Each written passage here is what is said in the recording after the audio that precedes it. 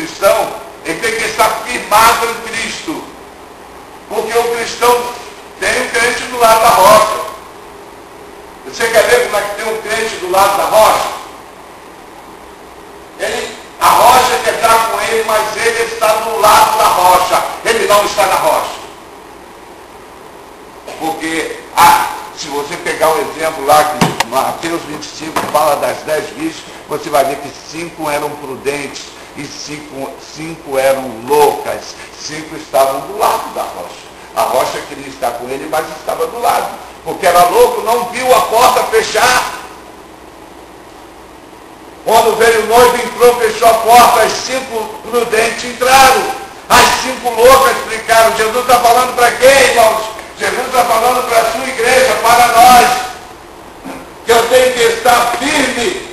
Eu tenho que estar caminhando e firmado na rocha, em comunhão com Cristo. Esqueçam de Cristo. As ofertas são várias, são muitas, várias que vêm diante de nós. Para pegar os nossos olhos, se nossos olhos não estiverem firmes na palavra de Deus, a concupiscência dos olhos o leva ao homem, a concupiscência da carne separa o homem de Deus e a soberba da vida. Então nós temos que estar, Jesus está falando para a igreja, temos que estar firme na palavra, com a palavra, guardando no coração. O salmista diz: guardei a tua palavra no meu coração, para eu não pecar contra ti. E para guardar a palavra tem que meditar nela, de dia e de noite. Tem que parar. Não é verdade? Eu vou falar isso do começo ao fim. Medita. Agora vamos ver alguém que estava dentro da casa do Senhor. Fazia parte da igreja em Jerusalém. Da multidão dos que creram era o coração e a alma. Ninguém considerava exclusivamente sua nem uma das coisas que possuía. Tudo, porém, lhe era comum. Isso quer dizer, se era comum, o que ele tinha era comum aquilo. A prioridade era ajudar o irmão que necessitava. Então o que ele tinha era comum. E essa pessoa, ele vende o que ele tem. Com grande poder, os apóstolos davam testemunho da ressurreição do Senhor Jesus. E em todos eles havia abundante graça. Pois nenhum necessitado havia entre eles, porquanto os que possuíam terras ou casas, vendendo-as, traziam os valores correspondentes e depositavam aos pés dos apóstolos. Então ele distribuía a qualquer um à medida que alguém tinha necessidade. Então não havia pessoas com necessidade entre o povo, porque a igreja estava ali trabalhando nesse sentido. José, a quem os apóstolos deram o sobrenome de Barnabé, que quer dizer filho da exortação, levita, natural de Chipre, como tivesse um campo, vendendo, trouxe o preço e o depositou aos pés dos apóstolos. Então ele vendeu o que ele tinha lá e trouxe e depositou. Era uma caixa que eles tinham, beneficente. O dinheiro que entrava, trabalhava com aqueles irmãos que no momento estavam precisando. Então, eles traziam e aquilo era repartido naqueles irmãos que tem crise, vem uns problemas, fica desempregado, precisa. E todos nós passamos por isso. Todos passam. E precisa de ajuda, de uma maneira ou de outra. Então eles tinham essa caixa para ajudar aqueles que estavam precisando.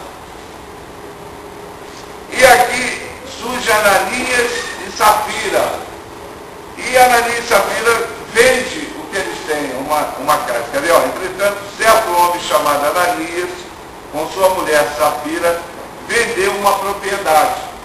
Se vendeu, é dele. Não é verdade? Deus não estava cobrando, havia uma caixa para ajudar, mas Deus não estava cobrando o pessoal para trazer, vender e trazer o que tinha. A igreja é comum até hoje entre as igrejas trazer para ajudar no momento que o irmão está precisando e vai ser abençoado. Né? E esses que preciso, muitas das vezes Deus lá na frente levanta, vai ser uma pessoa usada por Deus e vai ajudar outros futuramente. Ele vai ver que Deus o abençoou e ele vai abençoar outros. Não é verdade?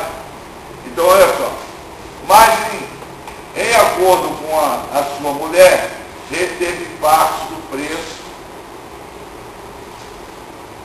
e levando o restante, depositou aos pés dos apóstolos.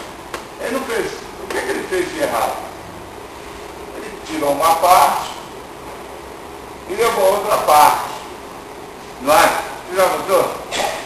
Então disse Pedro, Ananias, por que encheu, aí é que entra, Satanás o teu coração, para que mentisse ao Espírito Santo, reservando parte do valor do campo, conservando, porventura, não seria teu, se ele guarda, não seria dele, e vendido não estaria em teu poder. Daí ele diz, como pois assentaste no coração este desígnio, não mentiste aos homens, mas a Deus. Ouvindo as suas palavras, Ananias caiu e expirou, sobrevindo grande temor a todos os ouvintes. Levantando-se os moços, cobriram-lhe o corpo, levantando-o, sepultaram. Quase 3 horas depois, entrou a mulher de Ananias, não sabendo o que ocorrera. Então Pedro, dirigindo-se a ela, perguntou-lhe, dize-me, vendeste portanto aquela terra? Ela respondeu, sim, portanto. Tornou-lhe Pedro, por que entraste em acordo para tentar o Espírito do Senhor? Eis aí a porta os pés dos que sepultaram teu marido, e eles também te levarão. No mesmo instante, caiu ela aos pés de Pedro e expirou. Entrando os moços, acharam-na morta, e levando-a, sepultaram-na junto do marido. E sobreveio grande temor a toda a igreja e a todos quantos ouviram a notícia deste acontecimento. Você nota que Barnabé tem um campo, ele, ao vender, ele trouxe aos pés dos apóstolos, certamente para ajudar os irmãos no momento menos favorecido. Não é? É um coração quebrado, Barnabé.